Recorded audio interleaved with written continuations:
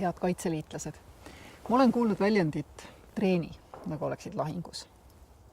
Aga ikkagi ma ei väsi imetlemast neid inimesi, kes ükskõik, mis ilma või oludega on alati valmis õppusele tulema. Täiesti vabatahtlikult. Eesti inimeste eluterve instinkt on meile alati öelnud, et oma kodu kaitse ei ole sugugi iseenesest mõistetav. Selleks peavad oma jõupingutuse tegema kõik vabad kodanikud. Ja seetõttu sündiski Kaitseliit nii 100 aastat tagasi kui ka uuesti 1990. aastal veel enne enamiku teisi riigiasutusi. Tõepoolest, julgeolek ja turvalisus, see on rahva esmavajadus. Alles selle olemasolul võib areneda kõik ülejäänu, kultuurist kuni majanduseni.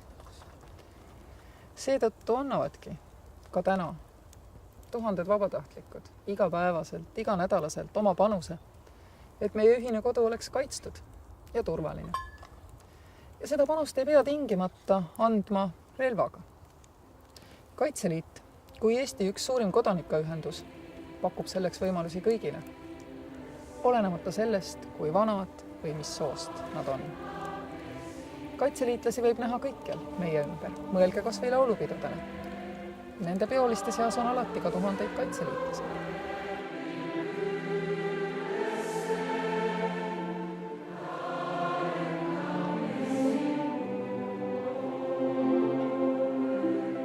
Kaitseliit, see ongi tavalised Eesti inimesed meie keskelt.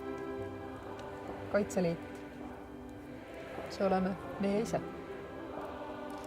Head kaitseliitlased, aitäh teile! Ja palju õnne Kaitseliidu 100. sünnipäevaks!